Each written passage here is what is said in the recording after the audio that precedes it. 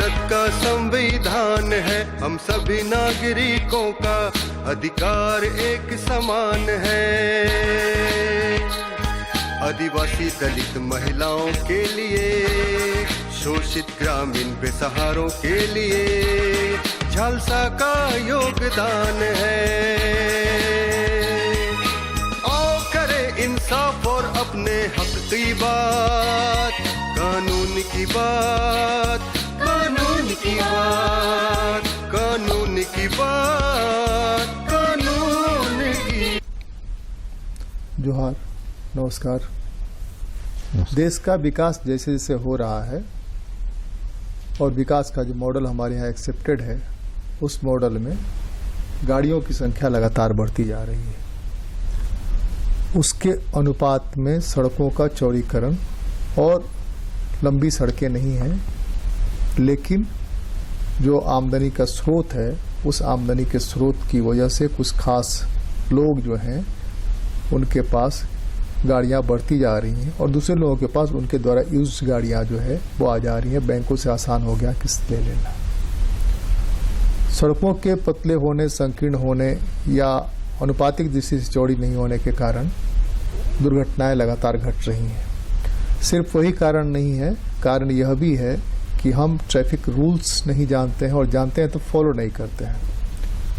हमको यह पता है कि ड्रिंक करके गाड़ी नहीं चलाना है, ओवरटेक नहीं करना है, किस पथ पर कितना स्पीड में गाड़ी लेकर चलना है, इस सब का हम अनुपालन नहीं करते। इसकी वजह से भी दुर्घटनाएं घट रही हैं। एक दूसरे जो सबसे बड़ी मुश्किल ये है कि हर कोई एक दूसरे को पीछे छोड़ के आगे निकल जाना चाहता है। दुर्घटना की सबसे बड़ी वजह यह है कि हर कोई एक दूसरे को पीछे छोड़ करके आगे निकल जाना चाहता है।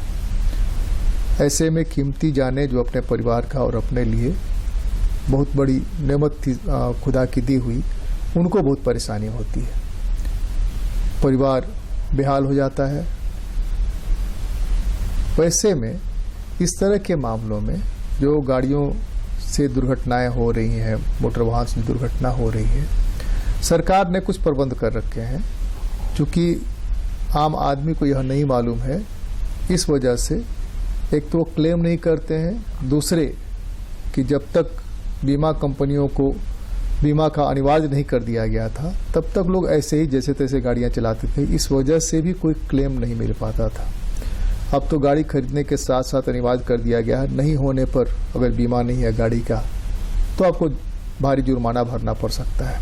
ये सारे बहुत सारे फैक्टर्स हैं। अब मुआवजे के मामले में सरकार थोड़ा ज़्यादा जिद्द कर रही है कि आपको अगर दुर्घटना हुई है तो बीमा कंपनी को मुआवजा देना ही पड़ेगा। कोर्ट्स के यानी कि अदालतों के अलग अलग जो वैकल्पिक फोरम बने हैं, उस फोरम के माध्यम से मोटर वाहन दुर्घटना से पीड़ितों को या पीड़ित परिवारों को मुआवजा दिलाने की कोशिश की जा रही है। आज इसी संबंध में हम बात करेंगे कि मोटर वाहन दुर्घटना क्या है और अगर हो गया तो उसमें क्या करना चाहिए और सरकार के क्या रूल्स हैं, उसमें क्या मिल सकता है, क्या मिलता है, कैसे हम अप्लाई कर सकते हैं। हमारे साथ बात करने के लिए मौजूद हैं एक्सपर्ट के रूप में DN पेंटे जी। स्वागत है आपका। नमस्कार। नमस्कार। एक तो ये मैं जानना चाहता हूं कि मोटर वाहन दुर्घटना जो होती है उसके कारणों में प्रमुख कारण क्या है? जी, ये जैसा सर्वप्रथम तो धन्यवाद। इस श्रृंखला की ये दूसरी कड़ी है। हम लोग मोटर वाहन दुर्घटना संबंधित चर्चा कर रहे हैं। मोटर वाहन दुर्घटना का वर्तमान स्वरूप क्या है, वो कितना गंभीर है, उससे उपजने वाले दावों का कैसे निपटान किया जा सकता है, दावों को करने की प्रक्रिया क्या है, उसके अनुसंधान की प्रक्रिया क्या है, इस संबंधी हम थोड़ा सा उस पर प्रकाश डालेंगे। मैं आपको या आपके सभी दर्शकों को ये बताना चाहता हूं कि वाहनों की संख्या में इतनी ज़्यादा बढ़ोतरी हुई है, ये आपको इस बात से अंदाज़ा लगाया जा सकता है कि 1951 में भारत में केवल 3,06,000 वाहन थे। 2022 आते आते वाहनों की संख्या 30 करोड़ तक पहुंच गई है। उस अनुपात में न हमारे रास्ते या महामार्ग बढ़े हैं, भौगोलिक सीमाएं तो स्थिर हैं, वो तो बढ़ी नहीं है। तो निश्चित रूप से जो घनत्व है गाड़ियों का और साल दर साल गाड़ियों में जो उसकी गति है वो गति सीमाएं बढ़ी हैं, बड़े वाहन आए हैं, तो इन सबसे मोटर वाहन दुर्घटनाओं की संख्या में बेतहाशा इजाफा हो गया है। यहाँ तक कि संख्या की बात करें तो भारत में लगभग 4.5 लाख बड़ी दुर्घटनाएं प्रति वर्ष मोटर वाहन दुर्घटना या मोटर वाहन चालन के कारण होती हैं। और उससे भी ज्यादा गंभीर बात यह है कि लगभग एक मृत्यु हर 4 मिनट में मोटर वाहन दुर्घटना के कारण हर 4 मिनट में एक मृत्यु होती है। तो निश्चित रूप से बहुत बड़ी समस्या है। तो इस गंभीरता को देखते हुए इधर विधायिका ने, दूसरी तरफ न्यायपालिका ने भी संयुक्त रूप से काफी कदम उठाए हैं। इसी क्रम में जो संबंधित कानून है मोटर व्हीकल एक्ट 1988, उसमें काफी संशोधन हुए हैं। और अभी जो न्यूनतम संशोधन है वो काफी एक तरह से प्रगतिशील संशोधन है, जिसमें ये प्रयास किया गया है कि जो मुआवजे की रकम है, एक तो दुर्घटनाएं हो नहीं, उसको दुर्घटनाओं को हतोत्साहित करने के लिए सड़क नियमों को, यातायात नियमों को गंभीर बनाया। उसके लिए जो दंड के प्रावधान है उसको काफी कड़ा बनाया गया है। ड्राइविंग लाइसेंस नहीं होना, हेलमेट नहीं पहनना, ओवरटेक करना, डेंजरस ड्राइविंग, इन तमाम चीजों के प्रति 3 से 4 गुना तक का दंड का प्रावधान बढ़ाया गया है। उसमें कारावास की सजा को भी बढ़ाया गया है। तो एक तरफ ये है जो कि दंडात्मक नियम है। दूसरी तरफ ये किया गया है कि दावा जो किया जाता था पहले, तो मोटर वाहन दुर्घटना से संबंधित दावों को वर्षों तक वो प्रक्रिया चलती थी। हालांकि आपको ये बता दें कि जो क्लेम्स, जिसको मोटर व्हीकल क्लेम कहते हैं, मोटर एक्सीडेंट क्लेम कहते हैं, वो न तो क्रिमिनल कैटेगरी के होते हैं न सिविल कैटेगरी होते हैं। उसकी एक स्पेशल कैटेगरी होती है जिसको एक समरी इंक्वायरी के रूप में पूर्ण किया जा सकता है, लेकिन उसके बावजूद संख्या के कारण और दंड प्रक्रिया के कारण वो वर्षों तक 7-8, अगर ये कहा जाए कि एवरेज 6 से 7 साल एक दावा का पूर्ण निष्पादन करने में लग जाते हैं। उतने समय तक जो दावेदार हैं वो वंचित रह जाते हैं लाभ से। तो इन तमाम चीजों का ध्यान इस नए संशोधनों में रखा गया है। तो सबसे महत्वपूर्ण जो संशोधन इसमें किया गया है, आप देखेंगे कि कई बार दुर्घटनाएं हुई, वाहन से किसी वाहन से दुर्घटनाएं हुई, लेकिन कौन वाहन था उस वाहन को चिन्हित नहीं किया जा सकता है। वाहन धक्का मार के चला गया, एक्सीडेंट हो गया, उसमें घातक चोट आई या मृत्यु भी हो गई किसी व्यक्ति की, लेकिन वाहन का पता नहीं चला, तो दावा किस पर किया जाए। तो इसके लिए एक प्रावधान पहले से था जिसको कहा जाता है हिट एंड रन केस। मतलब कि वाहन ट्रेस नहीं हुआ, वाहन की पहचान नहीं हो पाई तब, लेकिन मोटर के चालन से वो दुर्घटना हुई है। ऐसे में पहले क्या था कि एक छोटी सी रकम मृत्यु के केस में केवल 25,000 और घातक चोट में केवल 12,500 का प्रावधान था। लेकिन उस प्रावधान को अब बढ़ाया गया है और उस प्रावधान को बढ़ा करके जो हिट एंड रन का मृत्यु का जो दावा राशि है उसको 2 लाख किया गया। 25,000 से 2 लाख किया गया और इधर 12,500 से 50,000 को उसको राशि की गई है। इसका जो परिचालन है इस दावों का, वो हर जिले के जो डीसी होते हैं, उपायुक्त होते हैं, उनके नियंत्रण में होता है। और चारों जो सरकारी कंपनियां हैं उन्होंने एक सोलिशियम फंड बनाया है, उनके माध्यम से ये होता है। तो ये सबसे आसान दावे की प्रक्रिया है। दूसरा जो दावे का प्रकार है वो एक जिसमें वाहन चिन्हित होता है, किन वाहनों से एक या अनेक वाहनों के टक्कर द्वारा, चालन द्वारा, गलती द्वारा दुर्घटनाएं होती है। तो जो वाहन चिन्हित हो जाते हैं उनकी प्रक्रिया आगे बढ़ती है और जो मृतक है उनके परिवारजन या जो दुर्घटनाग्रस्त व्यक्ति हैं वो खुद स्वयं दावा कर सकते हैं वाहन स्वामी पर। लेकिन एक तो ये है कि हर वाहन का बीमा क्यों जरूरी है, पहले ये आप समझाइए, तब आगे बढ़ते हैं। जी, तो वाहन का बीमा इसलिए ये कंपलसरी इसलिए किया गया है कि मोटर वाहन दुर्घटना में, मोटर वाहन एक तरह से एक शस्त्र है, एक तरह से वो आग्नेयास्त्र है जिसके परिचालन से आप किसी व्यक्ति की जान ले सकते हैं अगर दुर्घटना होती है। लेकिन जब उसका मुआवजा भरने की बात आती है तो क्योंकि जिसकी गलती से वो दुर्घटना हुई है, मुख्य रूप से वाहन स्वामी के गलती से अगर दुर्घटना हुई है, तो उस पर वो पूर्णतः जिम्मेदारी होती है कि उस दावे का निष्पादन वो करे। कई बार वो रकम इतनी बड़ी होती है कि वाहन स्वामी, वाहन मालिक या जो किराएदार है या जो हाइपोथिकेटेड इंश्योर्ड ओनर है, वो उस दावों को पूरा नहीं कर पाते हैं। इसका मुआवजा भुगतना पड़ता है दावेदारों को, जो अपने परिवार पीड़ित को अपना मुआवजा भुगतना पड़ता है, क्योंकि उनको किसी तरह की कोई फिर सुविधा नहीं प्राप्त। इसमें एक चीज हमको लगता है और पहलू है शायद इसका, वो ये है कि आपको, चूंकि आपके वाहन से दुर्घटना हुई है, वो आपको चुकाना ही है। जी जी जी, जितना है उतना बेच करके चुकाना है। जी, तो उससे आप बरी हो जाते हैं। अगर बीमा कराते हैं, उसकी जिम्मेदारी बीमा कंपनी पर आ जाती है। इसलिए अनिवार्य कर दिया गया है कि आप इसी पृष्ठभूमि में कानून ये कहता है कि आप मोटर वाहन को बिना बीमा किए हुए आप शोरूम से या पब्लिक प्लेस में बाहर नहीं ला सकते हैं। आपको यह कंपलसरी, और उसके लिए दंड का भी प्रावधान है कि बिना मोटर वाहन का बीमा किए हुए आप अगर वाहन चलाते हैं, उसके लिए भारी दंड का प्रावधान है। पहली बार दंड है, दूसरी बार कारावास का भी उसमें प्रावधान। तो मूल रूप से यह जिम्मेदारी, जो कि अगर वाहन स्वामी उस दावे का निर्वाह नहीं कर पाता है अपने, तो वो बीमा कंपनी पर चला जाता है, और बीमा कंपनी इसके लिए एक तरह से अकाउंटेबल है, वो पूर्णतः वो जिम्मेदार होती है।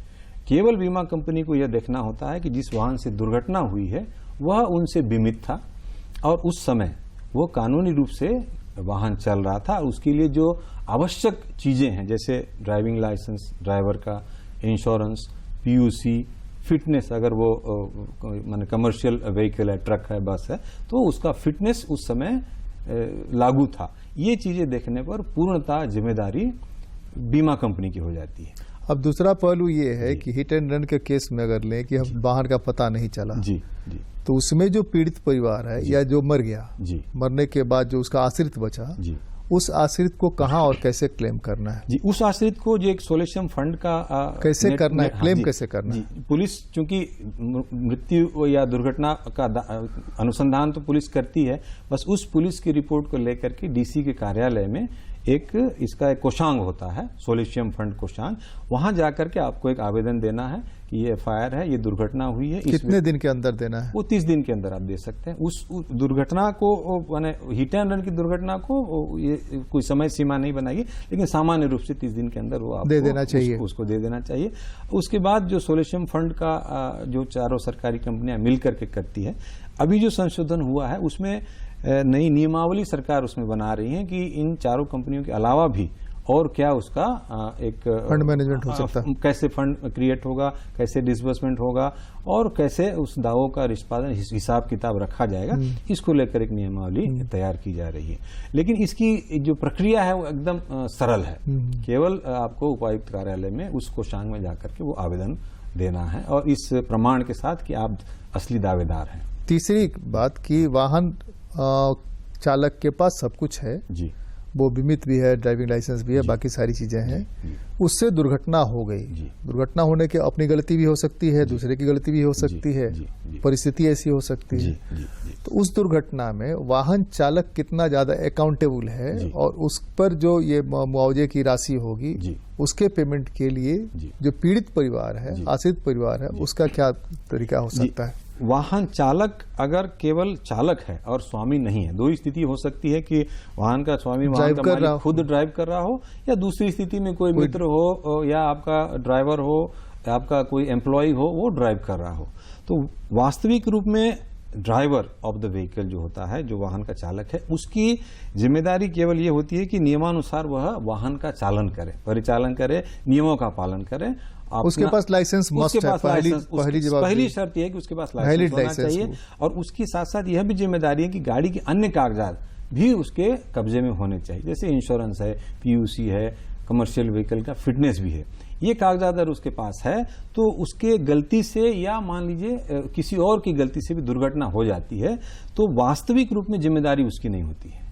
जिम्मेदारी मूल रूप से वाहन स्वामी की, और तदर्थ रूप से वो बीमा कंपनी की हो जाती है। इंश्योरेंस है मतलब पूर्णतः जिम्मेदारी बीमा कंपनी की हो जाती है, और दावा की देयता पूरी तरह से बीमा कंपनी की। लेकिन मुकदमे के लिए, मुकदमा कौन दोषी था यह ठहराने के लिए कौन वाहन चालक था, क्योंकि आखिर ये तो प्रमाणित करना होगा कि जो उस समय गाड़ी चला रहा था, दुर्घटना के समय जो नियंत्रण में था वो कौन था, और वो वाहन चालन के लिए नियुक्त था, प्रयुक्त था या नहीं था। अब दो स्थिति और बची हुई है। वो एक स्थिति यह है कि हिट एंड के केस में हो या ऐसे सामान्य केस में जिसकी पहचान हो गई हो, उसमें पीड़ित जो होता है उसको पहली जरूरत होती है ट्रीटमेंट की। ट्रीटमेंट के लिए पैसा चाहिए, हॉस्पिटल चाहिए, फर्स्ट नेसेसिटी यही है। तो उसमें वो क्या करना है और उसको कितना भुगतान करना पड़ेगा, पुलिस आकर के रिपोर्ट करती है। तो जो शासन व्यवस्था है वो शासन व्यवस्था उसके लिए क्या करे? ये एक बहुत ही महत्वपूर्ण सवाल है। सबसे पहली जो प्राथमिकता है दुर्घटना के बाद वो ये होती है कि जो पीड़ित व्यक्ति है, दुर्घटनाग्रस्त व्यक्ति है, वो कैसे बचे। अगर वो गंभीर रूप से घायल है, घातक दुर्घटना चोट से अगर घायल है तो बचे कैसे। आमतौर से ये होता था कि पूर्ववर्ती जो कानून की ये प्रावधान थे उसमें कोई भी मदद के लिए आगे नहीं आता था, क्योंकि जो व्यक्ति मदद के लिए आगे आता था उसको पुलिस की परेशानियों का सामना करता पड़ता था। अस्पताल ले जाने में जो खर्च होता था उसका कोई उसको खुद वहन करना पड़ता था, खुद वहन करना पड़ता था। और मुख्य रूप से कानूनी पचड़ा था कि हर बार गवाही में आना पड़ता था। दुर्घटना के बाद गवाही से लेकर उस सारी लंबी कानूनी प्रक्रिया से उसको गुजरना पड़ता था। इसलिए लोग देखते थे, केवल मुख्य दर्शक वीडियो बनाते रहते थे और दुर्घटनाग्रस्त व्यक्ति दम तोड़ देता था। लेकिन अभी बहुत ही महत्वपूर्ण एक प्रावधान इसमें किया गया है, इसको कहते हैं गोल्डन आवर प्रोविजन। आप जानना ये रोचक होगा कि पहला 1 घंटा, दुर्घटना के तत्काल बाद का 1 घंटा अत्यंत महत्वपूर्ण होता है व्यक्ति की जान बचाने के लिए। उस समय में अगर आपको किसी तरह से उसको प्रथमोपचार मिल जाता है, अस्पताल वो पहुंच जाता है, तो बहुत सारी दुर्घटनाओं में उसकी जान बचाई जा सकती है। तो अभी इस नए संशोधन में ये प्रावधान किया गया है कि ये जो उसको गुड समैरिटेन्स कहा गया है कि ऐसे व्यक्ति जो मदद करेंगे और पीड़ित को, दुर्घटनाग्रस्त व्यक्ति को नजदीक के अस्पताल में पहुंचाएंगे, उसका इलाज कराएंगे, उन पर किसी तरह का कोई मुकदमा, उन पर किसी तरह से कोई जवाबदेही या पुलिस उनको किसी तरह का आगे पूछताछ में शामिल नहीं करेगी या किसी तरह से वो दंडित नहीं होंगे। एक तो ये प्रावधान हुआ।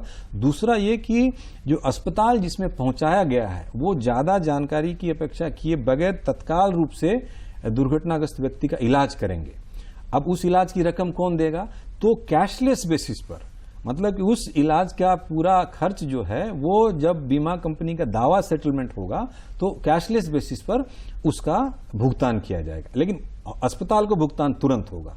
उससे भी आगे जाकर के अभी सरकार ने और न्यायपालिका ने भी एक कदम आगे बढ़ाया है। जैसे अभी हालिया पिछले सप्ताह ही झारखंड सरकार ने एक अत्यंत प्रशंसनीय कदम उठाया है। वो ये है कि ऐसे गुड समैरिटियंस जो दुर्घटनाग्रस्त व्यक्ति को अस्पताल पहुंचाएंगे उनको प्रोत्साहन राशि के रूप में 5,000 रुपया और एक प्रशस्ति पत्र दिया जाएगा कि उन्होंने ये ये नेक काम किया है और इसको पहुंचाया गया है, और उस प्रशस्ति पत्र की एक अपनी कीमत होगी। और तो ये इस तरह के कदम बढ़ाए गए। तो उससे होगा क्या कि जान माल की जो हानि है उसको हम काफी हद तक बचा पाएंगे।